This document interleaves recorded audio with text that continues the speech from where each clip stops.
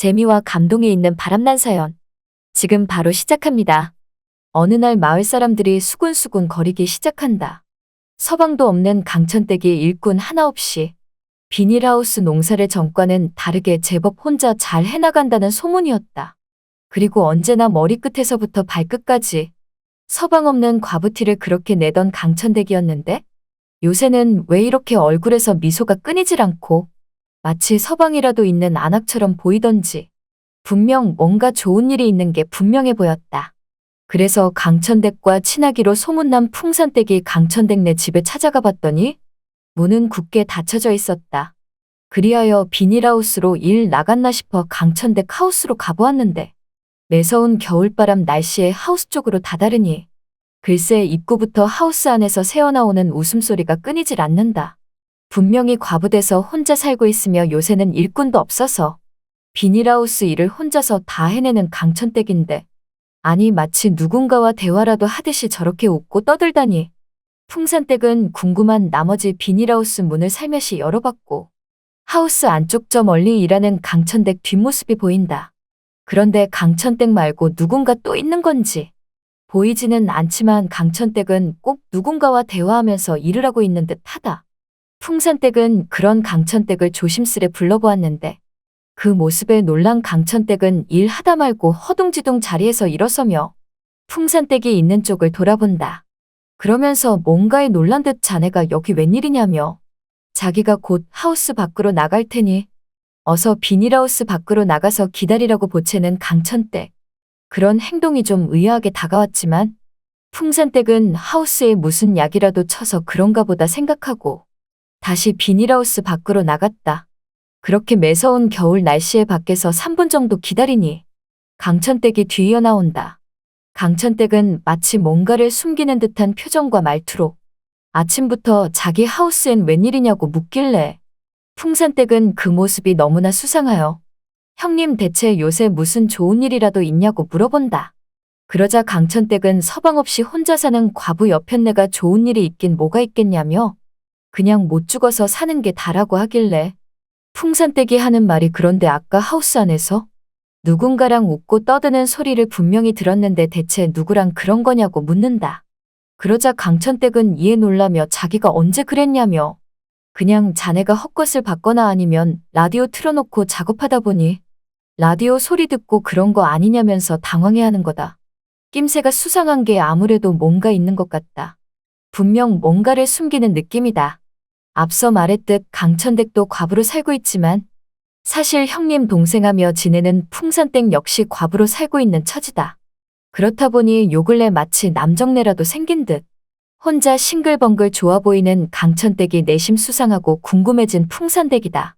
그래서 다음 날도 비닐하우스 안으로 찾아가 보려고 풍산댁은 결심을 한다.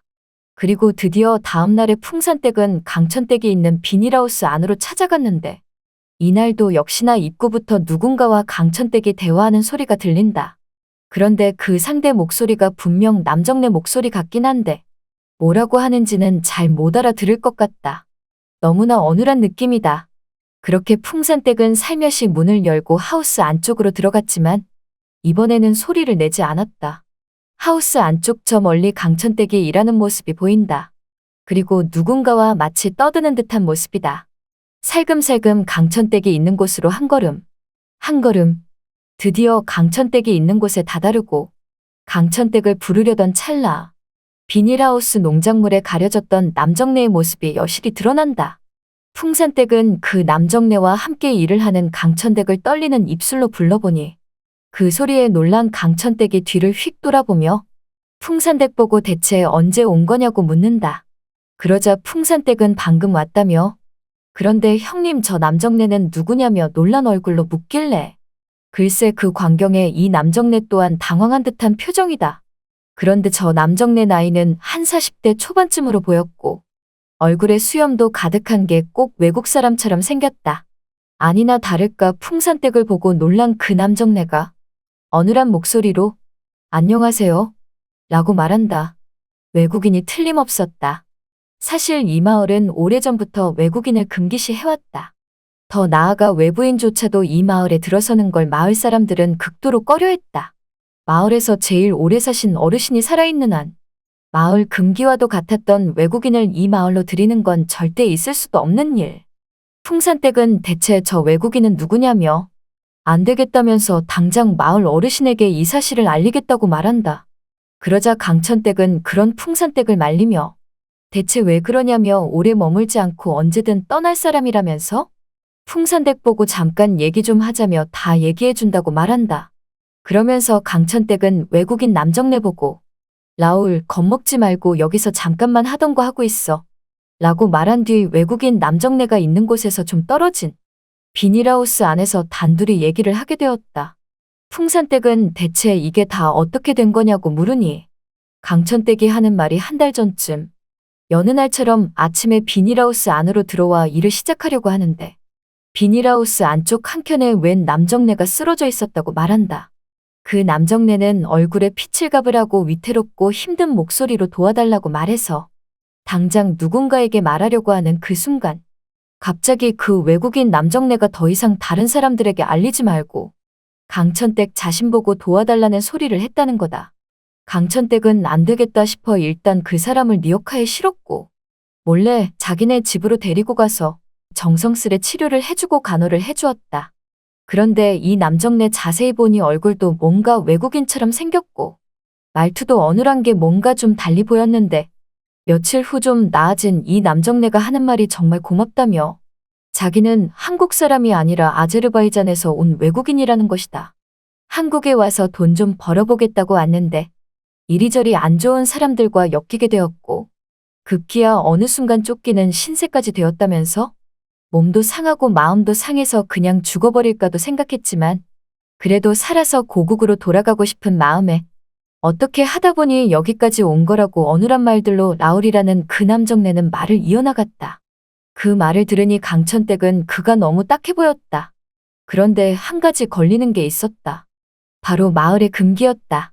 외국인을 이 마을로 들이는 건 절대 있을 수 없는 일이었고 무엇보다 외국인 남정네와 한 집에 사는 안악은 돌맞을 집같이 돼버린 마을에 금기가 걸렸다.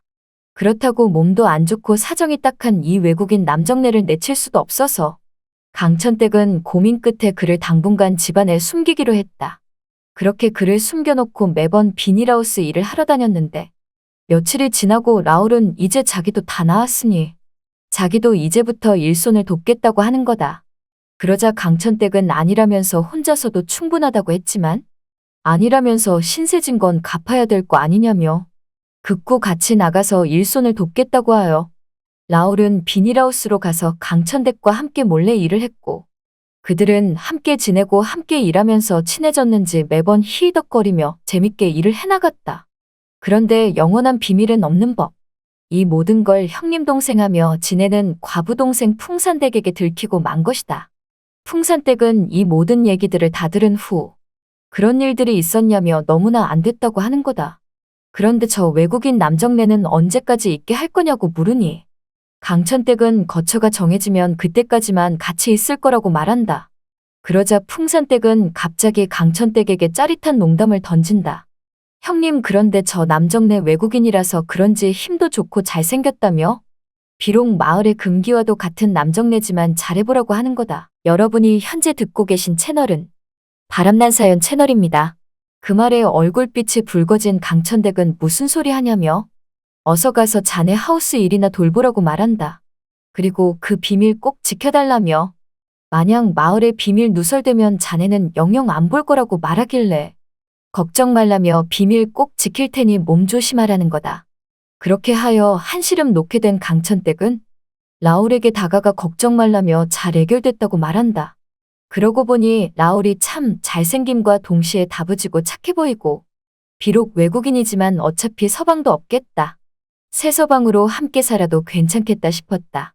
그날부터 강천댁은 라울에게 좀 더 적극적이었고 라울은 그 모습의 예전과는 다르게 너무나 부담을 느낀 나머지 대체 요새 왜 이러냐고 그런다. 그러면서 자신은 아제르바이잔에 가족이 있다고 말하니까 강천댁이 하는 말이 그럼 이제껏 먹여주고 재워주고 치료까지 해줬는데 이 정도쯤은 갚아야 되지 않겠냐고 말도 안 되는 소리를 하니까 라울은 강천댁에게 원래 그런 분이었냐며 자신은 오늘부로 이제 여길 떠나겠다고 말한다. 강천댁은 여기 나가면 갈 데나 있냐면서 갈 데도 없지 않냐며. 그러니 잔말 말고 자기 말만 잘 들으면. 그 말이 끝나기가 무섭게 라울은 강천댁 집에서 나가버렸다. 그리고 다음날 강천댁은 라울이 다시 돌아오겠지 생각했는데 돌아오지 않았고, 혹시나 하는 생각에 하우스 안에 가보니 비닐하우스 안에도 라울은 없었다. 그러자 강천댁은 그제서야 후회를 하기 시작했다. 그냥 평범하게 저번처럼 라울이 자기 옆에 있는 것만으로도 좋았는데 괜한 욕심을 부려서 라울이 떠났다는 생각이 들었다. 그렇게 라울을 그리워하며 아쉬워하고 있는데 마을에서 또 소문이 들리기 시작한다.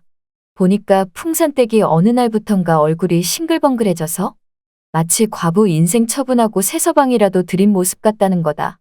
그 소문이 들리자마자 강천댁은 예전에 풍산댁이 그랬던 것처럼 몰래 풍산댁 비닐하우스에 가보니 글쎄 풍산댁이 라울과 함께 버젓이 일을 하는 거다.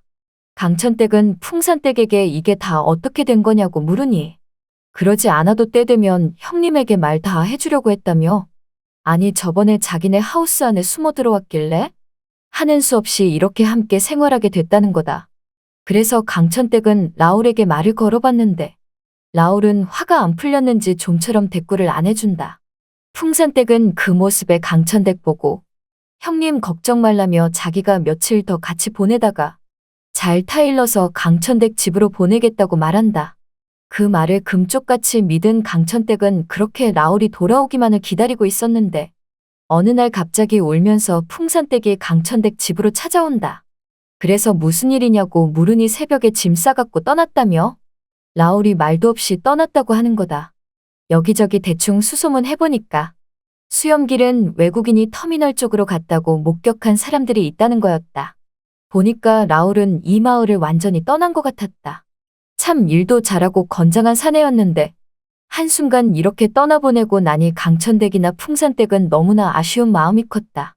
둘 다 여자로서는 매력이 없던 거였는지 보니까 진전은 없던 걸로 아는데 뒤늦게 알게 된 얘기지만 풍산댁 이 여편네도 라울에게 들이밀다가 라울이 부담감을 느끼고 도망쳤다고 하는 것 같았다. 아무튼 겨울철 비닐하우스 농사를 짓고 있자니 예전에 들었던 이 얘기가 문득 생각이 나서 이렇게 여기다 끄적여봤다. 아무튼 이 사연이 그대로 잘 전달되었으면 좋겠다. 오늘 소개해드린 사연은 여기까지입니다. 청취자 여러분 모두가 항상 건강하시길 바랍니다.